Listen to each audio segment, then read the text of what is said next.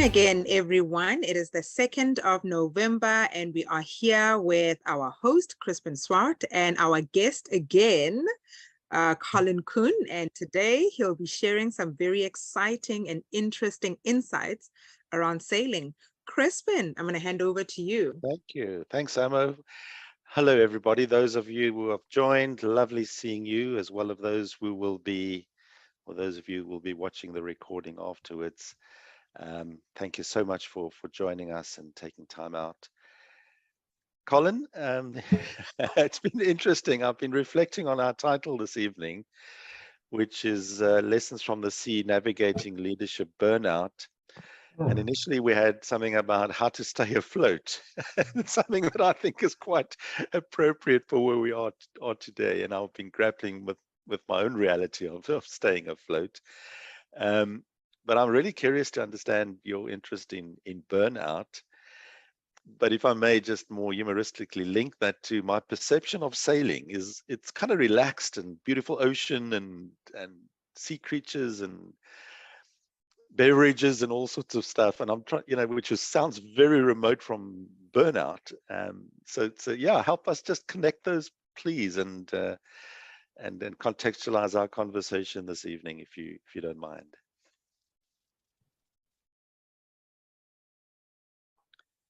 Mr. Koen, are you there? You've frozen. Colin? See, I've lost Colin. Amo? I'm still here. Yes, I think the signal is a little bit weak, but I think he will be joining us again. Let's just hope to get Colin back. Yes. Because I was really interested to hear how we can connect this carefree life of sailing with the topic of staying afloat and leadership burnout. So let's just give Colin a minute. There we go. We've got him back. Are you back, Mr. Koen? I am. I just need some sharing rights, and then we can continue. There we go. Sorry, yeah, so much of you heard the question, Colin, is just how do we connect this carefree vision of sailing and ocean and sun and fun with burnout, and then in particular your interest in burnout and the reality that leaders face in these days. Thank you. Thanks, Crispin. Nice to be back again. To be invited back. Can you see your screen? Yes, sir. Brilliant. Yes. So I mean, I kind of the interest in burnout is twofold. Number one, I am kind of a leader out there doing lots of work and am suffering from pretty much the same stresses as a lot of people are suffering from in organizations. But a couple of years ago, I worked on a panel that was looking at corporate mental health. And I thought I'd just share with you some thoughts around it, and it'll create context for what it is that we're going to be talking about this evening. And the first thing I'd like to kind of just remind people of is this idea that burnout is serious. It can take someone out of the work environment for 4 months, 6 months, a year. I know of people who have been booked off work from senior positions in global organizations as a result of burnout. It is debilitating. And it really is, if you look at the definition, is about this constant ongoing layers of stress that we experience in our work environments, in our home environments. It really is, there are multiple reasons for that, but it is this constant stress and stress hormones building up in our bodies, and our bodies finally give up and cannot function anymore. We lose interest in our jobs, we lose our purpose, and I know that people that literally cannot get out of bed as a result of burnout. When I did a bit of research on it, there's a lot written about it, and even an increasing amount of stuff being written about it. And the World Health Organization has recently written and called it the next epidemic, or the next pandemic, because it is a global pandemic. Corporate mental health and mental health of individuals generally is going to be a major issue, not only for the individuals involved, but for organizations and governments, etc., for communities. Burnout and corporate mental health and mental health are going to be increasingly important for us to think about. One of the things that I think we have an inability to do is to talk about this topic, particularly in formal corporates. And there's this huge stigma around corporate mental health. People get labeled, they're scared of being labeled as someone who has issues, or who's not able to cope. They are seen as unreliable because they have issues. They're overlooked for promotions and they're scared of that. They can even be labeled as unstable or as weak. They kind of are very often not willing to admit it to themselves, let alone to anybody else. And I think there's a lot of shame and humiliation around this idea of mental health. And because there's so much stigma attached to it, people don't talk about it, organizations are not doing enough to engage in this topic.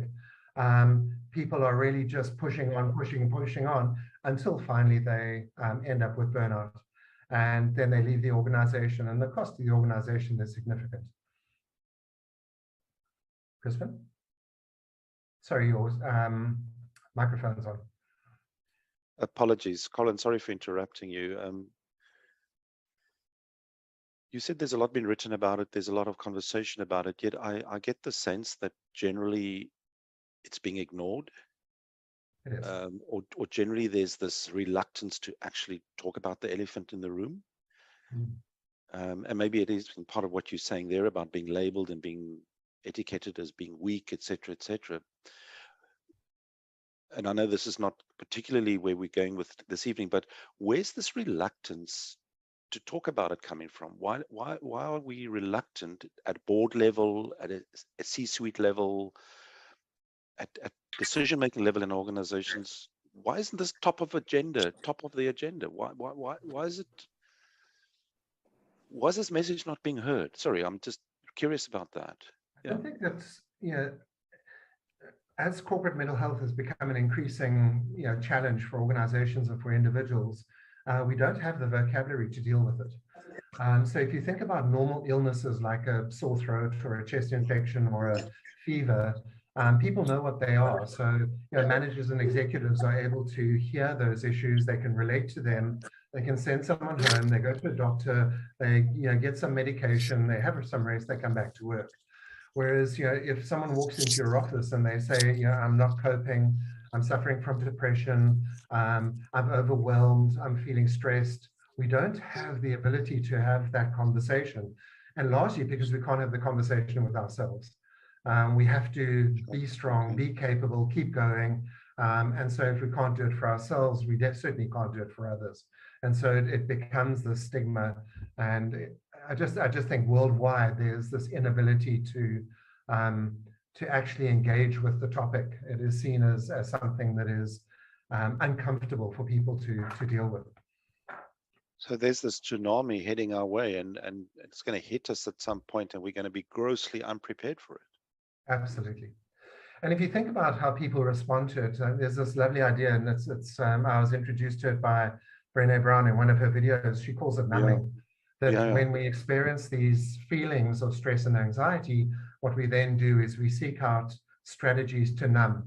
And the kinds of numbing that we go into, if you have a look at the slide, is pretending that everything's normal. I'm fine, I can cope. Yes, the job's challenging, but I can handle it. To kind of that whole idea of pushing through regardless. Numbing with alcohol, unbalanced work lifestyle, drugs, addictions to anything. Addiction to, a lot of people are addicted to physical fitness and going out and they over physical fitness and exercise as a way of escaping from the day-to-day issues. And it gives them this endorphin rush, which numbs that feeling, oversleeping, or taking it out on other people.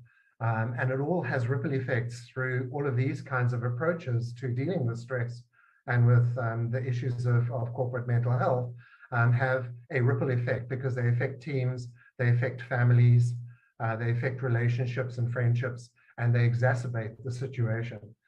Because once the numbing has worn off, the situation is very often worse than when we started. Sorry, I'm just reflecting on a news article I read this evening. We've just hosted, or not we, but the country's just hosted a national conference on gender-based violence and family-based violence, and the tragedy we are seeing playing out in families across our country. Um, I'm not sure if that sounds like numbing, but is that probably, could it be that that's where people are finding a release for what it is that they're experiencing in the workplace, and that it is translating into some form of what's the word I'm looking for, abusive behavior in a family context, which could be adding to gender-based violence and other things we are seeing so prevalent in our country at the moment? Absolutely. You just have to drive on the roads and see the amount of road rage that is out there, violence. It's prevalent everywhere, and I do think that it is a way of people taking out that stress on an external party rather than having to deal with it internally. But yeah, it kind of leads us on to, so what has this got to do with the sea? Yeah, where does carefree lying on a deck and watching the dolphins swim by. Yeah, exactly. And then I'd like to come back to Amin has posted something in the chat, but I'll come back to that in a minute, Amin. Thanks. Yes, Colin. Well, I mean, it is interesting because the connection between floating around in the South Sea, South Pacific Ocean seas and corporate mental health, and you kind of think, well, how do you link these two things? And this whole thing started out with a challenge thrown to me by you and our colleagues. I was going away on a holiday. I was meeting my brother to go do some sailing in the South Pacific. And the team at Wisdom Boundless Leadership threw out this challenge that said, while you're out there, think about what the analogies are for leadership. And so I said to them, absolutely not. I'm going on holiday. I definitely not going to do this. And yet you planted the seed in my mind, and I couldn't help then think about what the analogies were. And so if I can just share with you what the trip looked like, and then I'll link into the insights that I had as I journeyed along. So my journey really took me 25,000 kilometers around the earth. I literally flew from Cape Town, Heathrow, San Francisco, and then around to Haiti, which is literally slap bang in the middle of the South Pacific Ocean, and is exactly opposite to where Cape Town is on the other side of the world. And I traveled for about 32 hours in order to get there. And my destination was that little spot over there in the French Polynesians. It's Haiti is the capital, or the main island. Papeete is the capital, and I flew into Papeete, where we got ourselves a boat, and I'll show you the boat in a moment. And we then spent just over a week sailing the oceans of the South Pacific. And one of the things that you asked me, Crispin, early on when I came back was, what was the purpose? What is the purpose or the passion behind doing this? And I think it's very relevant to this topic of burnout and stress and managing stress, and the importance of having purpose and passion for what it is that we do. Because I think if we go out and we do things that we don't love and are not passionate about, and that we don't kind of really serve our why and our values, it becomes increasingly stressful. But certainly on this journey, my passion was to sail. I absolutely love sailing. I learned how to sail about 14 years ago. I was also going to be connecting with my brother who lived in San Francisco, or lives in San Francisco, which was a wonderful opportunity for me, my closest friend. It was a once in a lifetime experience. I doubt whether I'm ever going to get back to the French Polynesians. So it was amazing. But it was also a chance for me to really step back and step away from the hustle and bustle of my world. 4 children, 2 jobs, running 2 businesses or 3 businesses for multiple clients, and really to step away. And I mean, you could not step away any further than this. And a chance to really just stop and reflect on what was going on. And it was an adventure. I think the one of the things that was quite interesting, Crispin, if I may, is I said to my brother before we left, in the run-up to preparing for this trip, both of us tend to be a little bit control junkie-ish. We love controlling everything. And I said, what do we need to do over those, that week and a half to make this the very best trip we can be on? And we brainstormed this and brainstormed it. And finally, we came to this conclusion that in actual fact, we just need to be. And it will unfold. the trip will unfold and it will be what it'll be, and we will go where we need to go, and the weather will be what it'll be, and we just need to relax into and be present in whatever the moment presents, rather than trying to make the moment something that it's not. And I think that therein also lies an important message around just being present in the moment. Because as Eckhart Tolle says, majority of human unhappiness happens in the future or in the past. We worry about stuff that's happened in the past, or worry about stuff that's going to happen in the future. And if you keep on worrying about, are we making this the best trip? Are we going to the best places? What happens if we don't get this right? You actually don't enjoy the moment that you're in. And I think it's a real useful starting point for, to manage, mental stress and pressure, is just to be in the moment and disconnect from the past that you can't do anything about, and not spend too much time in the future, because you then lose sight of the moment that you're in. And certainly that's what we had to remind ourselves of as we headed out there. But it's hard to do, isn't it? Because we're so connected to our past, and we're so driven by what's waiting in my diary and my calendar tomorrow. How does one just land in a space where actually you are 100% just in the present, and as you said, that what tomorrow presents will unfold itself. It'll be what it'll be. So you started the question with the how. And the how is really, we by nature, our reaction is to be planning, thinking, worrying. That's reaction. We've got into the habit of doing that. And so we need to be conscious and make a conscious decision to say, oh, shh, quiet, where am I? Eating a bowl of pasta on a boat somewhere. Just enjoy the pasta for what it is. Enjoy the lapping of the water. It's a conscious choice that one needs to make. And I think that's equally true for anything that we do. Otherwise, we lose out on a lot of stuff. I remember coaching very early on in my coaching career. I coached a young lady who spent probably half of the coaching session telling me about how worried she was about her parents. And they were getting old, and the house they were living in was too big, etc. And she was so busy talking about it. And she said the realization she had after coaching was that she was so busy worrying about their future that she wasn't enjoying them in the present. And I think it's equally true for all of us. A good lesson. Super, thank you. Yeah. All right, so let me journey on. So this was my home for 8 days. And it's a beautiful yacht. These yachts are actually made in Cape Town, believe it or not, and are shipped out, excuse the pun, all around the world. It's probably the most popular recreational craft around the world. Anyway, this was the boat that I sailed on and spent my life on for 8 days. And the one thing that you kind of think to yourself, well, when I sat and thought about this boat, the thing that struck me was it is designed for purpose. As I was saying to you, there is nothing on this boat and in its design and inside the boat, apart from a couple of beers and a bottle of wine, that is not there for the purpose of the yacht, to do what it is designed to do. Everything, from the little boat hanging on the back there, from the instruments that you've got, from the motors and where they are positioned, and the way in which the rigging happens, and everything is built for a purpose, built to sail and sail as efficiently as it possibly can.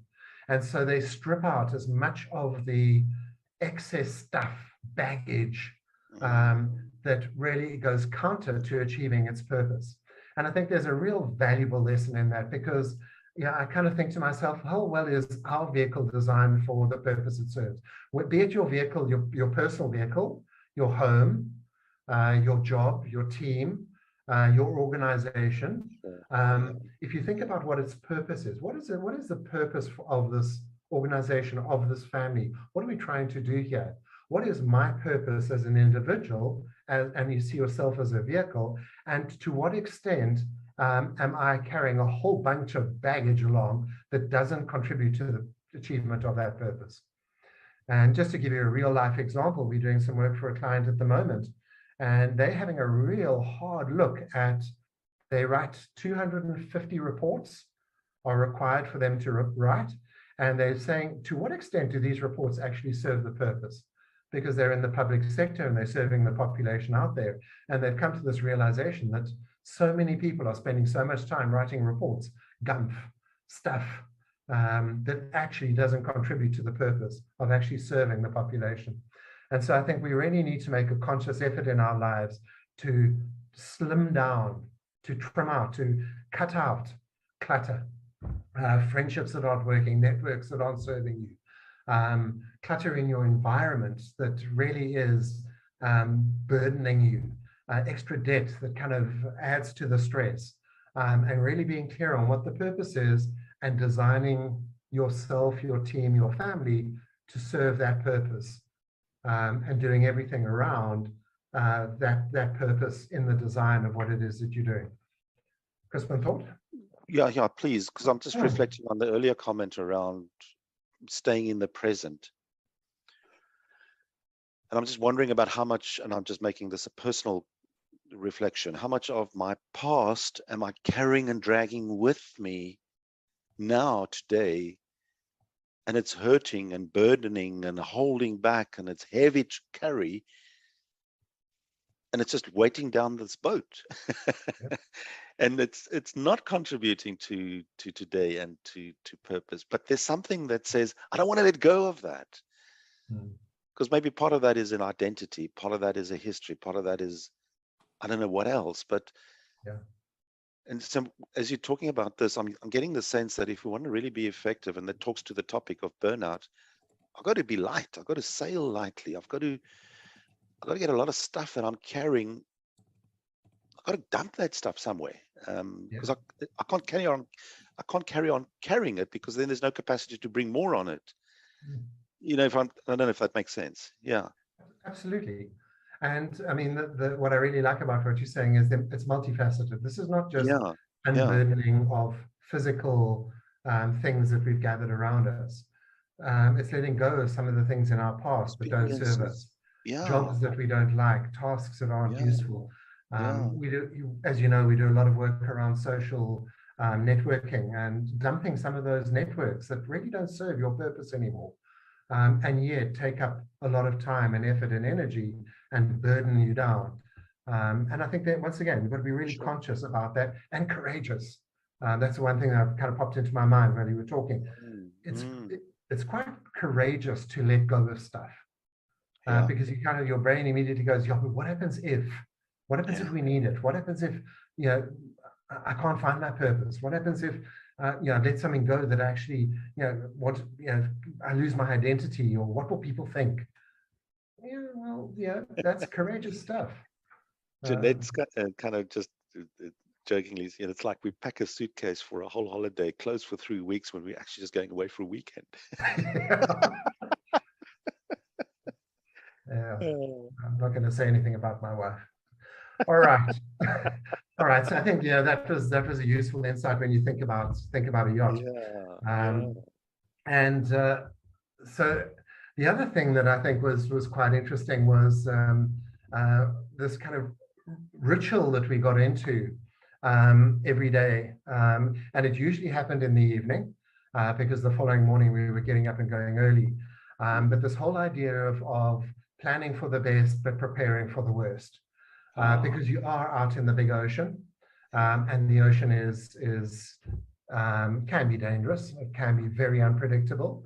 And so we spent a lot of time kind of just debating and thinking about, where are we? These are the kind of questions we ask. Where are we now? Where are we on the map? Where are we located? What is our position now? And where is it that we would like to be this time tomorrow? What is the best route to get there? And they're wonderful tools that kind of give you, when you're sailing, you know, that tells you the best way to get there. So it's plotting that route, and then asking the question, what can we expect? So anticipations along the way. And we've split it into possibly, probably, and definitely. So you'd have a look at the weather, for example, and say, you know, what are we probably going to be faced with tomorrow? What's definitely going to happen, because all the weather is telling us that. We can see it in the sky. You know, the ocean is starting to get choppy. It's definitely going to happen. What's probably going to work? Yeah. So you kind of, it's a lovely way of just thinking about the possibly, probably, definitely, and then how are we going to respond should that happen?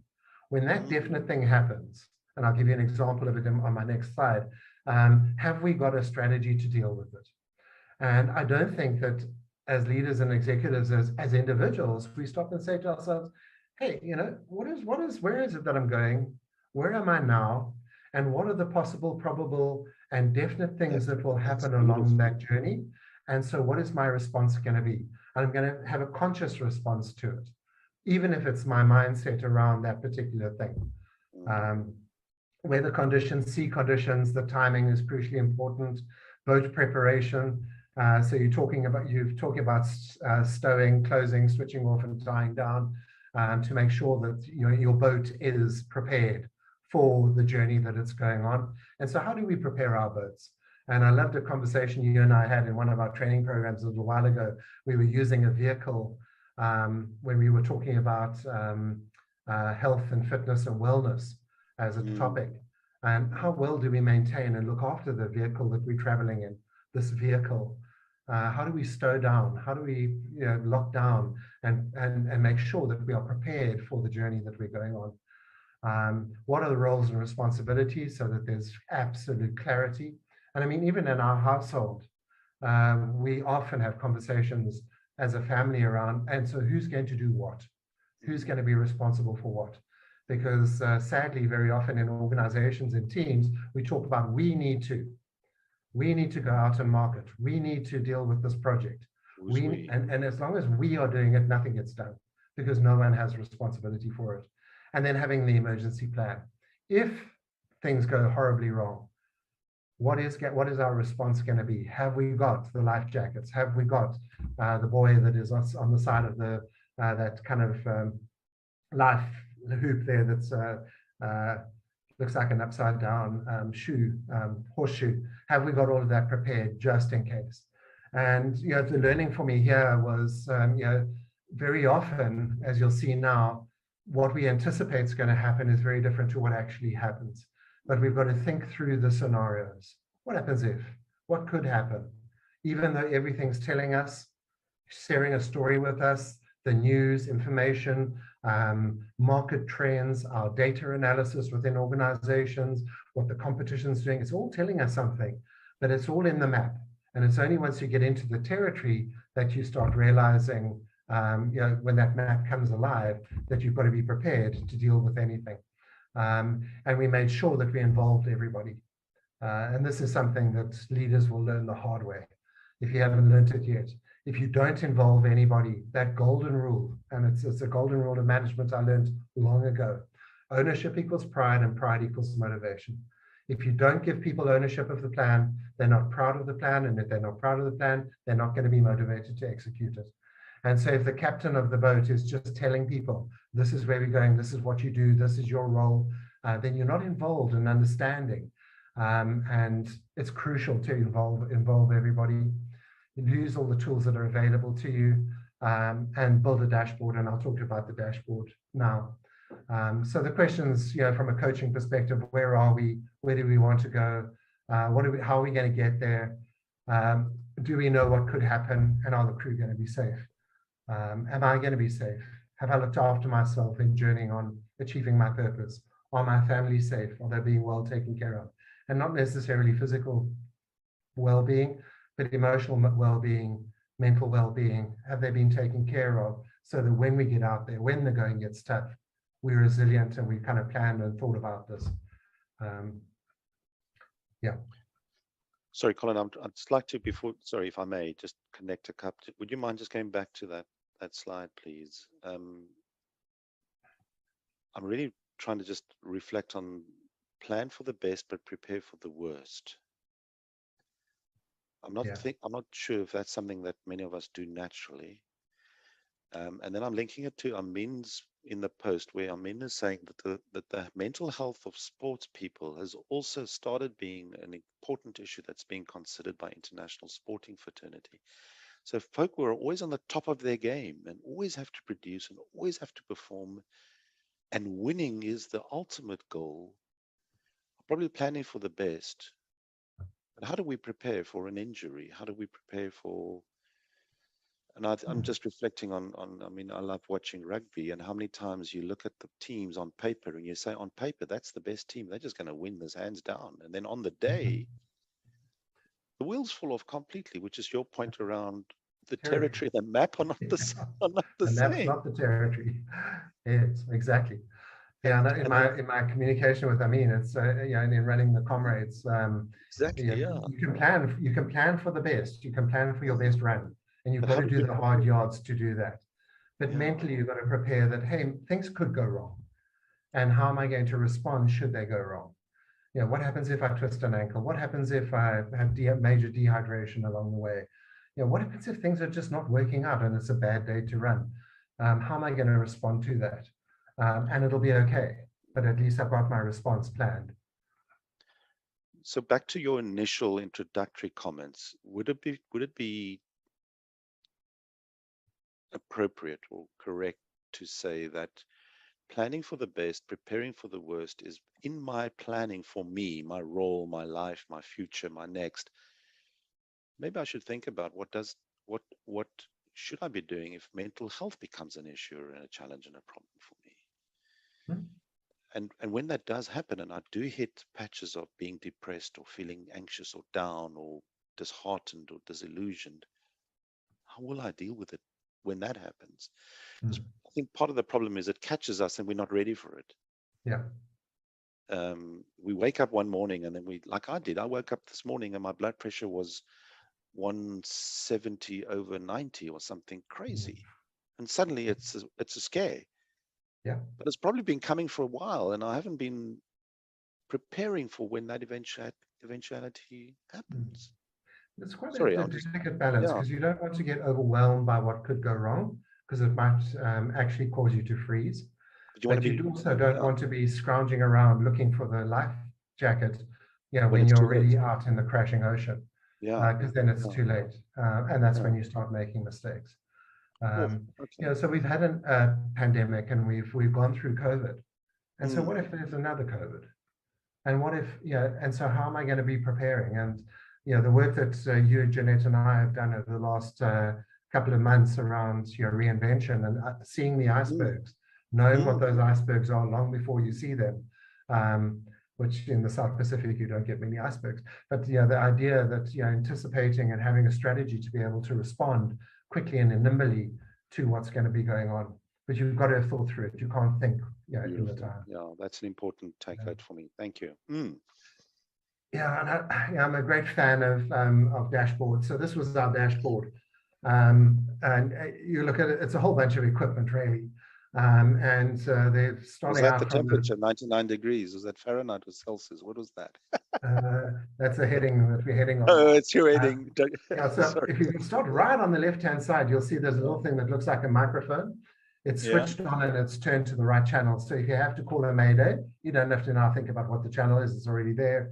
You've got your binoculars so you can see, you know, what is out there.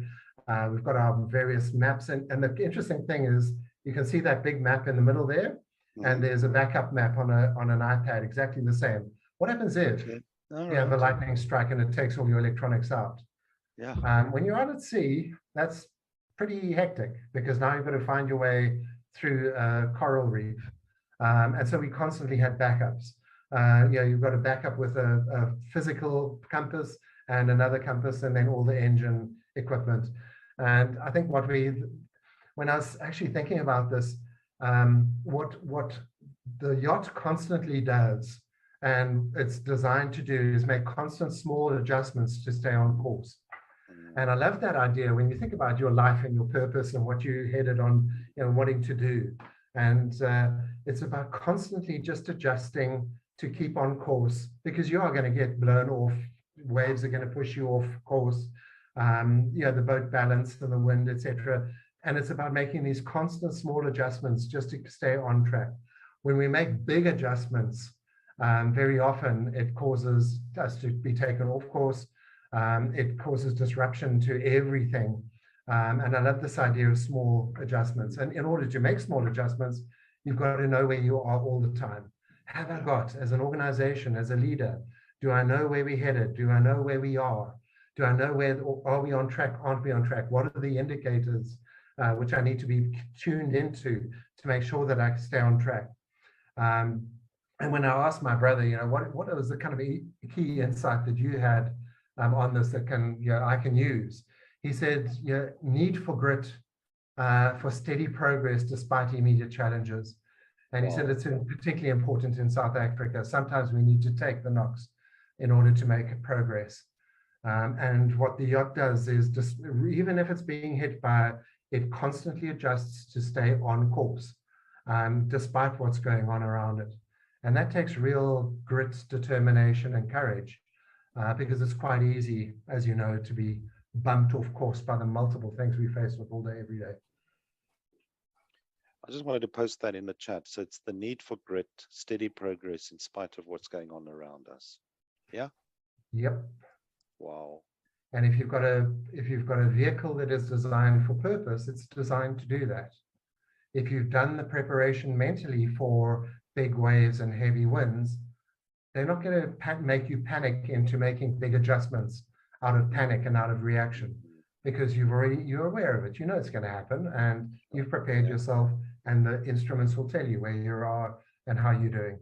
And I don't think that organizations create enough dashboards and share that dashboard information. Visual management is crucial. People need to know, where are we? How are we doing? How far has we come? How far have we still got to go? Are we still on course? People desperately need that. And we need the tools to be able to provide them with that. And the absence of that is a contributing factor to people's mental state and wellness. Yeah. Absolutely. I think it was David Rock who said one of the biggest stressors for employees in organizations is lack of clarity. I don't know where we are. I don't know how we're doing. I don't know what my role is. And so involvement and inclusion, not only in the planning and preparation, but constantly keeping people informed. It's got to get out of the boardroom and down into the population. Otherwise, people panic and they worry, and they spend an inordinate amount of time preparing for something that might happen because they don't know. And that then becomes counterproductive and creates stress. Kind of the next insight for me was actually quite a funny moment, because having sailed for 14, 15 years, so this is a mooring ball. Sorry, I've got a screen on this side, so if I'm pointing to, that's a mooring ball out there. And what you've got to do is when you kind of moor up for the night, you hook the boat onto this mooring ball. But it's quite a challenge, because you've got to drive the boat up to the mooring ball. You've got to hook it with a long pole with a hook on, pull it up, and feed those ropes, which are called bridles, through so that you stay attached to the this thing. Anyway, so the key thing is that the driver of the boat, the captain over there, can't see the ball. And so the person who's got the hook at the front with the pole has got to constantly give information as to how we're doing. Slow down, bit further, bit left, bit right.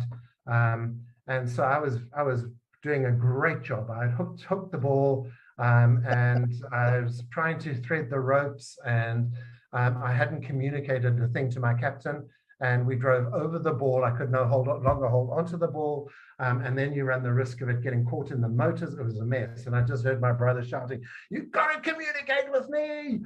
And absolutely right. I think very often we get so caught up and myopic and tunnel visioned into what we're doing so well. And if I'm doing it well, then it's okay. But we need to communicate with the around us. And as leaders, the thing that I realized was, I've been a captain on a boat, and I've kind of relied on someone else to do this. And here I am doing it, and there's someone that relies on me. And so I'm not only a leader, but I'm also a crew member on someone else's leadership. And we need to communicate our performance constantly, so that we let them know and assume nothing, over-communicate, particularly around when the challenges are on, when people need to sit and discuss what's going on. Let's just have a huddle. Let's talk about what's going on for everybody. It is absolutely crucial. And sometimes as leaders, stepping down and becoming a crew member, so that the crew feels like we don't sit up there in our wheelhouse shouting orders. So it was a real kind of reminder to me to communicate. And creating space to speak about the unspeakables. Yeah, and assuming You nothing. were saying, and you were saying earlier that, I mean, we don't talk about these things. We think it's just, we're afraid to engage and have conversations about our wellness and all of that. And in the absence of communicating and having those conversations, we're just pretending it's not there. And we're going to miss the buoy, or the, what did you call it, the mooring ball, completely. Yeah. And very often when we find I'm doing a great job, I've hooked my buoy, I'm ready to do my thing, I'm okay. I'm fine. Yeah. But I've got a captain who's stressed out of his mind because he's got no insight as to what's going on. And so I've inadvertently in my performance and doing a job really well have created stress for someone else. And we've got to be constantly aware of we are part of a system, and we need to work with that system in order to achieve what it is that we're trying to achieve. So as I said, it was a real rude awakening for me. And I suddenly thought about it. It talks so much to leadership. All right, so you'll see on the little diagram on the right-hand side is the island from above. These are two islands. This island here is called Mahe. You'll see the yellow dot is where we were moored that night. And you moor inside, all the way around the outside. So that sharp white line is coral reef. And it's got a sandbank on the inside of that coral reef. And that's usually where you moor because it's far more stable. So you're inside. But in order to get there, you've got to go through these channels. And we left from, I don't know if you can see my cursor on the screen. We were moored over here. And I've labeled this expect the unexpected because we were moored there. We had done all our preparation. We knew exactly what the map was. We had checked all the weather. It looked like a perfect time tomorrow morning to go sailing. We needed to get out through this gap over here. And you can see that gap, it's not very big. There's coral reef on either side. So it's quite dangerous to go through this gap over here. And you've got to sail through it. And we were all prepared. Weather was going to be great. Ocean was pretty flat. We had chosen the time, crack of dawn. We had released our mooring. And we literally sailed from here down here, turned us and lined up in order to go through this channel, quite a thin channel. And the thing that we realized was that the conditions can be deceiving and may lead to complacency, and we were certainly complacent. This is typically what that morning looked like. It was a beautiful morning, ocean flat, not particularly windy. And we had trusted our data. We were pretty much prepared. And the things that we needed to be asking is, what are you noticing that does not make sense? What does the data, where does the data contradict what we are seeing? And what assumptions do we need to be aware of? And as we turned the corner to go through this channel, we suddenly realized that the ocean was huge. Coming in through this channel were these huge rolling waves. The wind had picked up, and suddenly we realized all the data that we had prepared for had made us quite complacent. When you look through the binoculars and you see what we're actually facing, we immediately needed, and the message is, don't ever assume what you've planned for is going to just work out that way. Complacency is going to cause you to sink.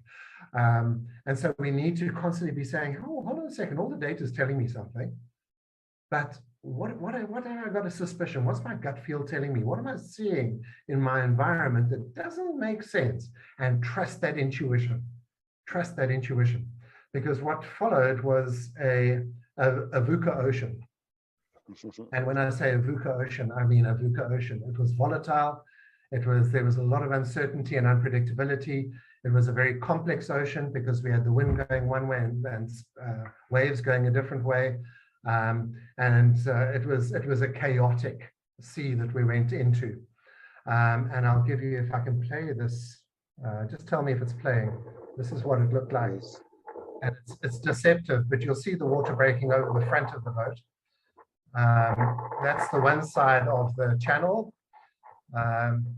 Big ocean up in front of us. And as soon as you've got white water like that, You've got to worry. There's my intrepid captain looking very concerned.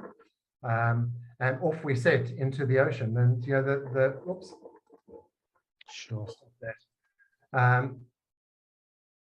The things that came out of this, and I think the ahas, the realization for leaders and for us in a stressful world, is that we do live in a VUCA world. And you and I talk about this often.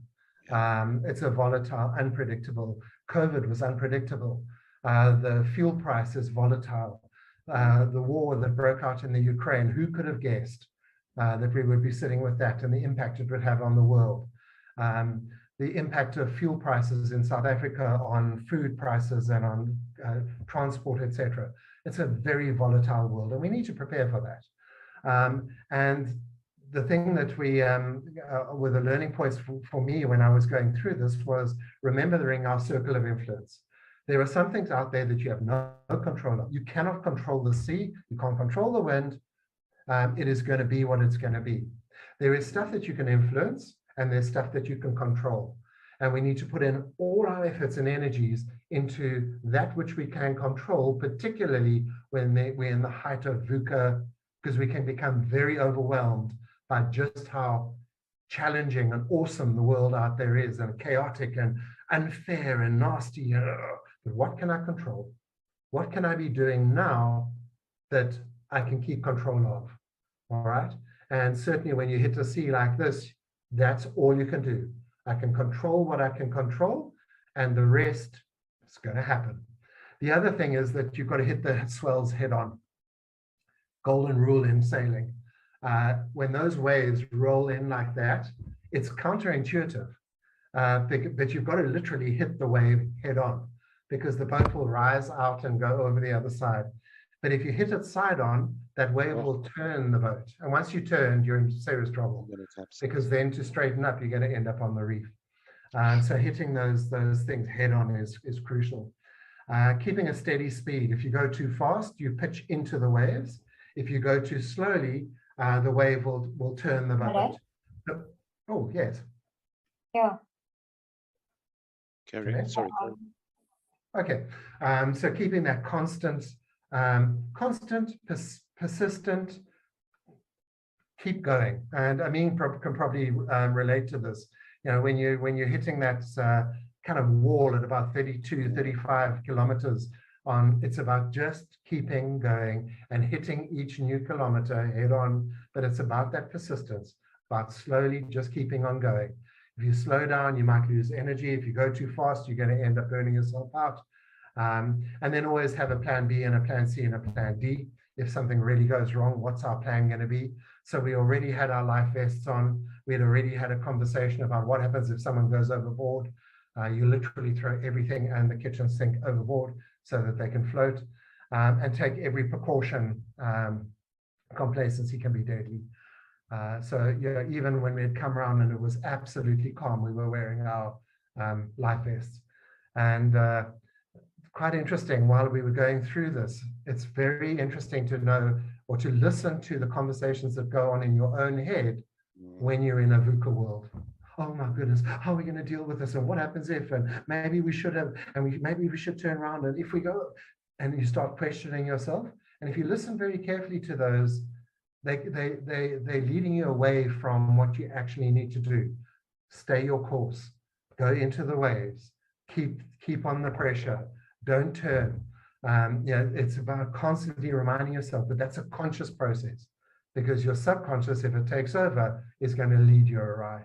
You're going to end up turning and making bad mistakes and misjudging. And we had a lovely conversation, my brother and I said to him, and we literally holding on. You hold on to this metal pole and the boat is, okay, so you hold on for dear life. And I said to him, what happens if you go overboard? You're the captain. You know where we're going. You're in control of this. You know, what happens? And he said, you'll take over. And he said, in this weather, in this sea, you'll never get the person back on there.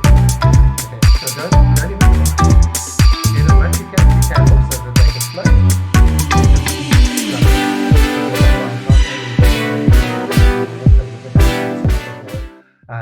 you've got to kind of be quite clear on what it is. And so do we equip our teams? Do we equip our families? Should we, the captain, go overboard? Are they prepared? And one of the things that I did before I left on this journey was I've got two older children, a 24-year-old and a 21-year-old. And I've got a spreadsheet. It's a very, very detailed spreadsheet of every password, all my insurances, everything is on there, all the bank accounts, who to contact. It's kind of if dad goes overboard, you guys can take over and you can run it. You've got everything you need. We had those conversations. And while it's not an easy conversation to have, it is a very, very real conversation, because if something happened to me out there, I need to know that the rest of the crew can keep going. They're equipped, they know what to do, and they'll do everything they can to kind of throw a lifeline, but they need to keep missioning on. A real lesson for us in a very turbulent world. Colin, thanks. I'm just, Jeanette says goosebumps. Should you, the captain, go overboard? Yeah. How many captains do you know who went overboard in COVID? So many. Yep, So and many. left families ill-equipped, left teams ill-equipped, left organizations ill-equipped. And so we have a responsibility as leaders to nurture, to culture, to coach, to develop talent, so that you have continuity of the system, should anything happen to us in that process. And then doing everything we can to make sure that we're prepared for it. Yeah. Lovely. I'm just, my mind again is all over just in terms of what you're sharing, but could you maybe share some final thoughts with us as you pull this together and hook it back to two final thoughts around just burnout and the reality of that, where we are at the moment. Many of us are faced with that at the moment in our organizations. Yeah, please. So this picture over here is a wave so you have these huge waves, or it's kind of a swell. And when you get into the trough of the swell, you can see nothing other than sea, right? So this is coming out over the top of a swell.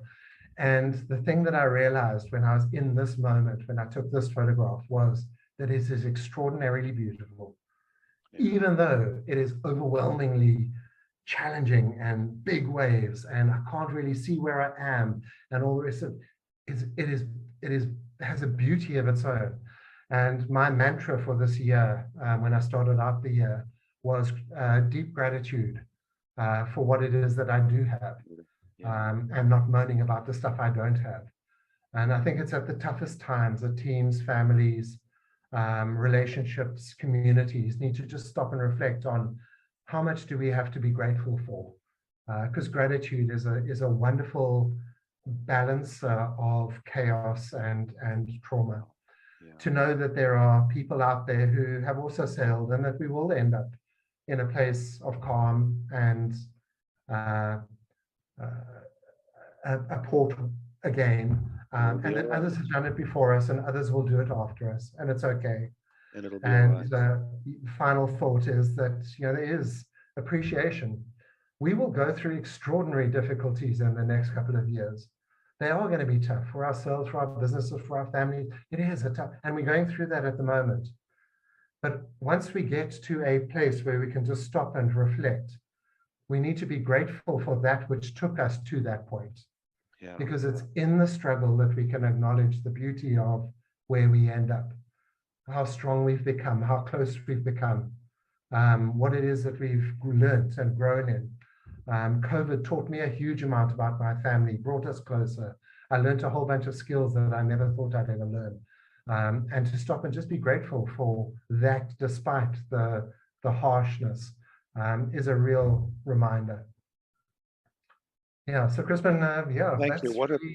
What an incredibly powerful way to hook it all together. Thank you so much. Sorry, I interrupted you. I'm just looking at Delia's comment that says that the analogy of the ocean with all things leadership and mindset is powerful. So I just love the way that you've brought this experience to life in a way that actually speaks to our reality today. Thank you. Sorry, your final observations. Apologies for interrupting you. So this photograph was taken out of the window, probably at about 12,000 feet as we climbed out of Papeete on our way back to San Francisco. And that's what we were looking like. That was us, a day or two earlier. And you realize how big the ocean is when you see how small the little yacht is.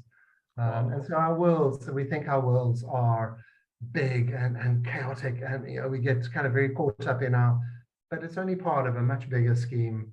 We're part of a much bigger ocean, and as long as we keep going, we will get to where we need to go. We just need to abide by the principles, keep focused, keep the grit, keep courageous, and surround ourselves with a great crew. Wow. Yeah, it's actually sobering when you look at that picture, Colin.